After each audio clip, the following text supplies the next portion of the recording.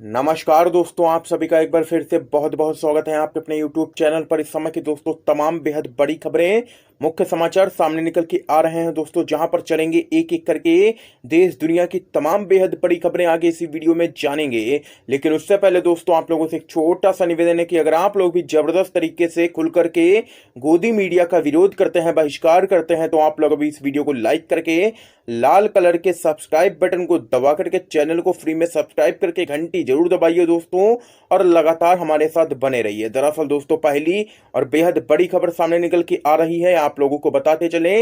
मध्य प्रदेश से शिवराज मंत्रिमंडल के विस्तार को लेकर के अदालत जाएगी कांग्रेस। आप लोगों को बताते चले क्या कुछ है पूरा मामला। शिवराज मंत्रिमंडल के विस्तार को लेकर के कांग्रेस अदालत जाएगी। राज्यसभा सदस्य और कांग्रेस के नेता विवेक तनखा ने ट्वीट कर यह बात कही है। उन्होंने ट्वीट कर कहा है कि मंत्रिमंडल में निर्धारित संख्या से ज्यादा मंत्री बनाए गए हैं। गौरतलब है कि शिवराज मंत्रिमंडल के विस्तार में 28 लोगों को शपथ दिलाई गई।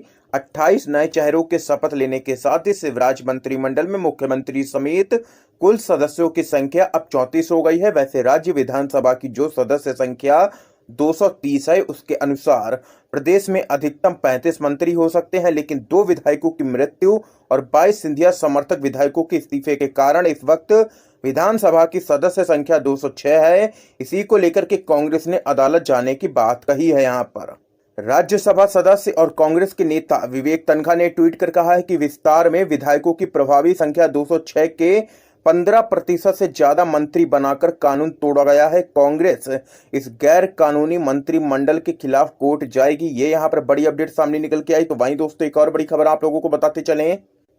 कानपुर, राहुल गांधी प्रियंका गांधी योगी सरकार पर हमलावर, बोले घटना गुंडाराज का सबूत है, पुलिस तक सुरक्षित नहीं। आप लोगों को दोस्तों बताते चले, कानपुर में बदमाशों के हमले में 8 पुलिसकर्मियों के शहीद होने की घटना पर विपक्षी दलों ने योगी सरकार पर जोरदार हमला बोला है। आप लोगों को बताते चले, कांग्रेस पार्टी के पूर्व अध्यक्ष राहुल गांधी ने कहा है कि यह घटना उत्तर प्रदेश में गुंडा राज का एक और प्रमाण है। उन्होंने सवाल उठाया है कि जब पुलिस सुरक्षित नहीं है तो जनता कैसे सुरक्षित होगी। राहुल गांधी ने शहीदों के परिजनों के प्रति संवेदनाएं व्यक्त की हैं और घायलों के जल्द स्वस्थ होने की कामना की है। तो वहीं आप लोगों को बताते चलें, कांग्रेस महासचिव प्रियंका गांधी वाड्रा ने कहा है कि उत्तर प्रदेश में कानून व्यवस्था बेहद ही बिगड़ चुकी है और अपराधी बेखौफ हैं। प्रियंका गांधी ने कहा है कि उत्तर प्रदेश में आम जन व पुलिस तक सुरक्षित नहीं है। उन्होंने कहा है कि कानून व्यवस्था का जिम्मा खुद सीएम के पास है और उन्हें इस मामले में सख्त कार्रवाई करनी चाहिए। उन्होंने भी शहीदों के परिजनों के प्रति शोक संवेदना व्यक्त की है। तो वहीं दोस्तों आप लोगों को बताते चलें, समाजवादी पार्टी ने कहा है कि योगी सरकार के जंगल राज में उत्तर प्रदेश हत्या प्रदेश बन चुका है। तो यहाँ पर दोस्तों देख सकते हैं कि उत्तर प्रदेश की योगी सरकार चौतरफा घिर चुकी है। राहुल गांधी, प्रियंका गांधी और अखिलेश यादव ने बोला है उत्तर प्रदेश के मुख्यमंत्री योगी आदित्यनाथ पर जोरदार हमला। तो वहीं दोस्तों एक और बड़ी अपडेट आप लोगों को बताते चलें। पीएम मोदी के बड़े बड़े दावों की खुली पोल, सिर्फ 13% राशन ही पहुंचा, लोगों के पास 87% कहां रह गया। जी हां दोस्तों, आप लोगों को बताते चलें, करोड़ों गरीबों मजदूरों की जिंदगी से खिलवाड़ किया है यहां पर सरकार ने। प्रधानमंत्री मोदी जब भी राष्ट्र को संबोधित करते हैं, जनता के सामने बड़े बड़े वादे करते हैं। मीडिया में आई भूखे प्यासे मजदूरों की तस्वीरें एक तरह से झुटलाकर उन तक राशन पहुंचाने के दावे करते हैं, लेकिन उनके दावों और जमीनी हकीकत के बीच एक बहुत बड़ा अंतर है। जी हां दोस्तों, आप लोगों को बताते चलें, आत्मनिर्भर भारत अभियान के तहत सरकार द्वारा जितना राशन आवंटित किया गया था उसका महज 13% ही प्रवासी मजदूरों तक पहुंच पाया है।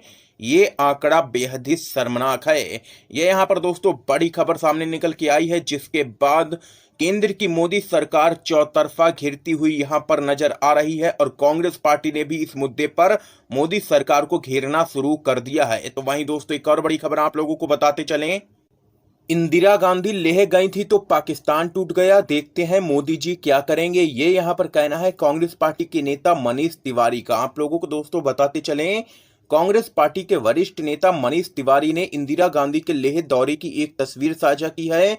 साझा की गई तस्वीर में इंदिरा गांधी सेना के जवानों को संबोधित करती हुई नजर आ रही हैं। तस्वीर के साथ मनीष तिवारी ने लिखा, जब इंदिरा लेह गई थी तो पाकिस्तान को 2 भागों में बांट दिया गया था, देखते हैं कि मोदी जी क्या करेंगे। ये यहाँ पर कहना है कांग्रेस पार्टी के नेता मनीष तिवारी का। तो वहीं दोस्तों एक और बड़ी खबर आप लोगों को बताते चलें, टाइगर तो सर्कस में भी जिंदा रहता है पर संघियों के सामने नहीं नाचता है। टाइगर जिंदा है कहने पर सिंधिया पर बरसे हैं ट्रोलर्स। जी हाँ दोस्तों, आप लोगों को बताते चले मध्य प्रदेश में बीजेपी की सरकार बनने के 100 दिन के बाद मुख्यमंत्री शिवराज सिंह चौहान ने अपने कैबिनेट का विस्तार किया। इस मंत्रिमंडल में कांग्रेस छोड़ भाजपा में शामिल हुए सिंधिया के समर्थन वाले विधायकों को जगह मिली है। इस पर सिंधिया ने मंत्रियों के शपथ के बाद कहा कि टाइगर अभी जिंदा है। सिंधिया के इसी बयान पर कांग्रेस पार्टी के वरिष्ठ नेता दिग्विजय सिंह समेत कई यूजर्स ने उन्हें जमकर के ट्रोल कर दिया है और लिया है निशाने पर। आप लोगों को बताते चले सिंधिया के इस बयान पर एक यूजर ने लिखा है कि टाइगर तो सर्कस में भी जिंदा रहता है लेकिन अपने जमीर का सौदा करके खुद जंगल से कभी संघियों के सर्कस में नाचने नहीं जाता है। तो वहीं एक अन्य यूजर ने यहां पर कहा है कि जिंदा तो है लेकिन टाइगर का जमीर मर गया है। तो वहीं एक अन्य यूजर ने दोस्तों यहां पर लिखा है कि टाइगर की बात पे याद आया, क्या ये वही टाइगर है जिसे गुना की जनता ने 1.5 लाख वोटों से हराया था। तो वहीं एक अन्य यूजर ने यहां पर ट्वीट करते हुए कहा है कि चंद सिक्कों में बिकता है यहाँ इंसान का जमीर, कौन कहता है मेरे मुल्क में महंगाई बहुत है। ये यहाँ पर कुछ लोगों की प्रतिक्रियाएं सामने निकल के आई हैं और लोगों ने यहाँ पर जम करके ट्रोल किया है बीजेपी के नेता सिंधिया को और लिया है यहाँ पर निशाने पर। इस बीच एक और जानकारी दोस्तों सामने निकल के आ रही है, शिवसेना का सरकार पर जोरदार हमला, कहा अनुच्छेद 370 हटाने जैसे कदमों से भी नहीं बदली है जम्मू कश्मीर की स्थिति। आप लोगों को दोस्तों बताते चले शिवसेना ने कहा है कि नोटबंदी करने, अनुच्छेद 370 हटाने और जम्मू कश्मीर को 2 केंद्र शासित प्रदेशों में विभाजित करने से जम्मू कश्मीर में सुरक्षा स्थिति में कोई भी सुधार नहीं हुआ है। आप लोगों को दोस्तों बताते चले शिवसेना ने केंद्र की मोदी सरकार पर तंज कसते हुए कहा है कि अगर केंद्र में मजबूत सरकार है तो नवगठित केंद्र शासित प्रदेश में शांति क्यों नहीं है।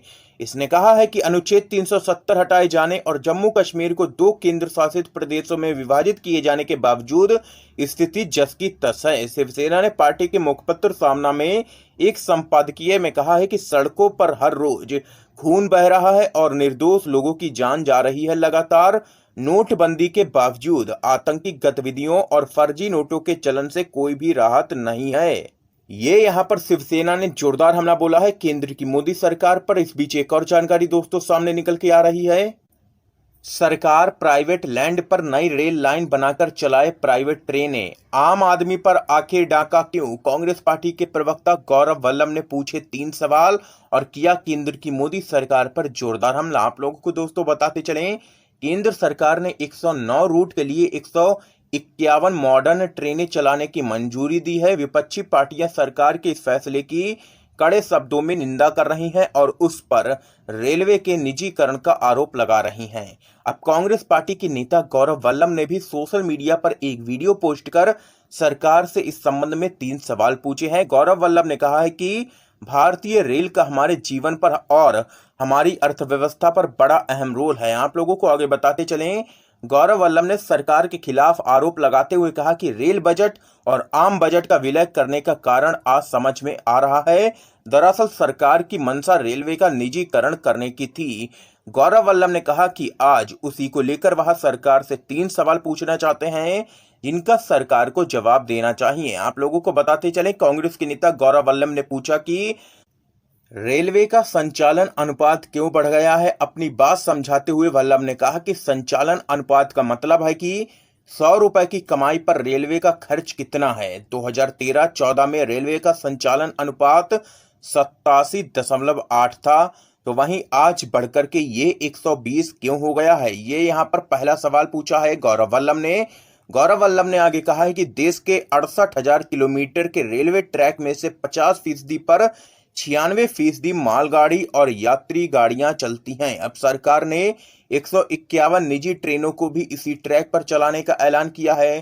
कांग्रेस के नेता ने कहा है कि इससे होगा क्या कि निजी ट्रेनों को संचालन में प्राथमिकता दी जाएगी और सरकारी गाड़ियों को स्टेशनों पर ही देर तक रोक कर रखा जाएगा। अपने तीसरे सवाल में गौरव वल्लभ ने कहा कि देश के सभी रेलवे स्टेशनों का निर्माण देश के करदाताओं के पैसे से हुआ है। देश के करोड़ों किसानों ने रेलवे ट्रैक बिछाने के लिए अपनी जमीन सरकार को दी थी। अब यदि केंद्र सरकार निजी ट्रेनों का संचालन करना चाहती है तो उसे निजी रेलवे स्टेशन और निजी रेलवे ट्रैक भी बनाने चाहिए। ये यहाँ पर कहना है कांग्रेस पार्टी के नेता गौरव वल्लभ ने, और यहाँ पर ये 3 प्रश्न पूछे हैं केंद्र की मोदी सरकार से और किया है जोरदार हमला। तो वहीं दोस्तों एक और बड़ी खबर जान लेते हैं।